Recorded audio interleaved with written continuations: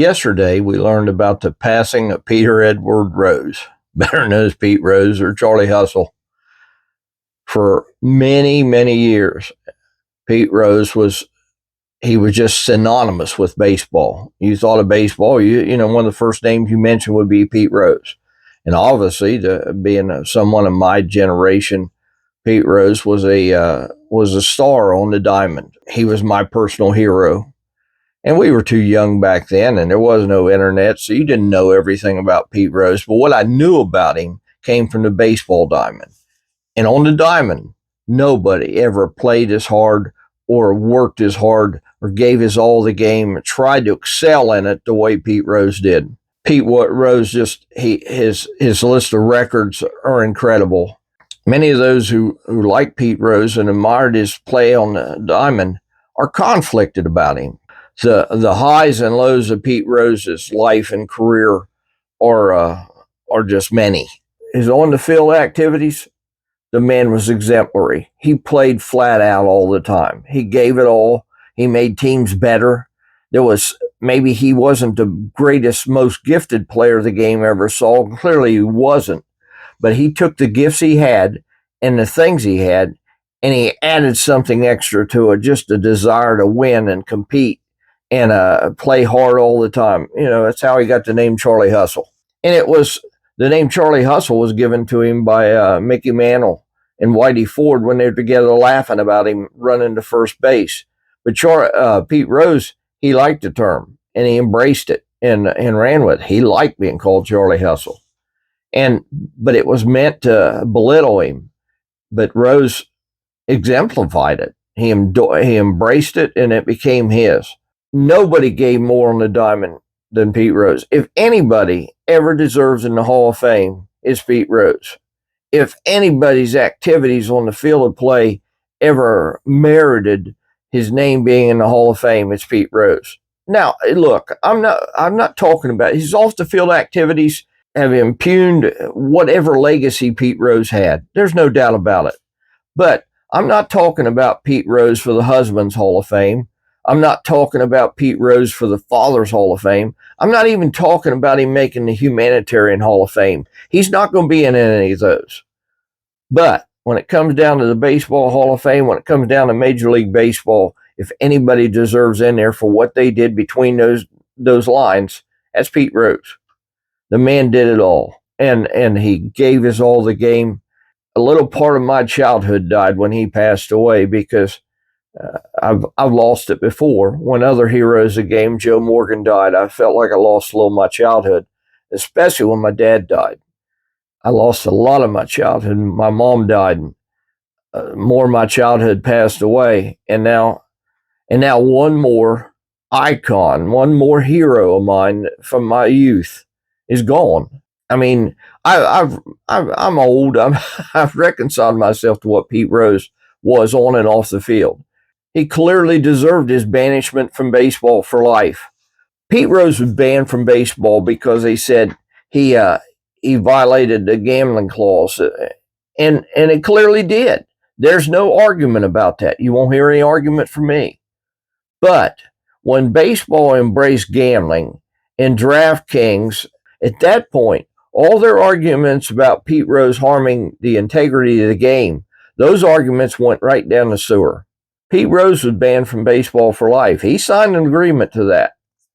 But Pete Rose wasn't banned from baseball for my life. And frankly, I'd like to see him be in there. He's dead now. He suffered his punishment. He's done his time. He met the lifetime banishment from the game, and it's over now. He's dead. He will never get the satisfaction of seeing his name called out as being a Hall of Famer. Never. It'll never happen for him. Pete Rose, his last chance of that is gone. But he deserves to be in there. And baseball should end this stupid facade they have of keeping Rose out and allowing gambling in. Pete Rose should be allowed in the Hall of Fame as soon as possible. And you made your point. The commissioners have all made their point. They didn't want to do it after Bart Giamatti died, and nobody wanted to let him in. And I agree with what Bench said in '89. Hey, did he do what he said? Did he do what the baseball rule told him not to? Yes. What do you do with your kids when they do something wrong? You make them pay the punishment for it. And he did. He suffered the ultimate punishment, a lifetime ban. His lifetime sentence to be banned from the game, it's now fulfilled. And it's time that baseball turn around and let Pete Rose in the Hall of Fame. A little bit of my childhood, my youth died yesterday when Rose passed away. I don't remember how old I was when my mother took me up to Marietta, Ohio to see Pete Rose. I was a teenager. I was probably about 15. I'm sure I wasn't driving age because I would have probably driven myself. But Mom took me up there. Pete Rose was sponsored there by one of the auto dealers in the city or something like that. I don't remember what it was. But Pete Rose was there in Marietta, and he was signing autographs, baseballs, pictures, and I have one here. And it cost $25. That don't sound like much now, but I can assure you, and I didn't know it then, I didn't know enough to know then, but I know $25 was a hardship to my mother and father. And I know my dad worked pretty hard, and he worked a lot of overtime in a chemical plant. $25 was a lot of money to give their kid to buy to get an autograph from somebody. And so I know now how much my mom and dad sacrificed to make that happen for me.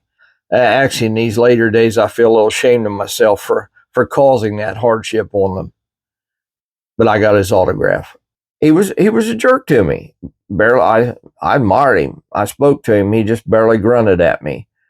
But he was still a hero of mine. What he did on that field and the way he played, I never lost that.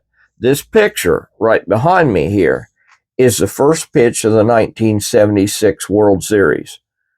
And if you'll notice third base, you'll see the third baseman. You'll see Pete Rose coming way in, and he's way down close to the batter, who was Mickey Rivers in that game. And Rose knew that he did not have the speed to charge from a normal place in third base, pick up a bunt, and throw Rivers out. He knew that. And so he came in right in the man's face. And I'd never seen anything like that. It was one of the most courageous and gutsy things I'd ever seen on a baseball diamond. In fact, the announcers even turned around and said, if he lines one to third, Rose is going to get killed. Actually, it happened in Game 4 of the series against the Yankees. It happened. They lined that ball to Rose at third when he was drawn in against Mickey Rivers. And you know what happened? He caught it. He bounced it a couple times, chewed his bubble gum, and went running off the field. And that was Pete Rose. And the guy, you just had to love the way he played. And I did.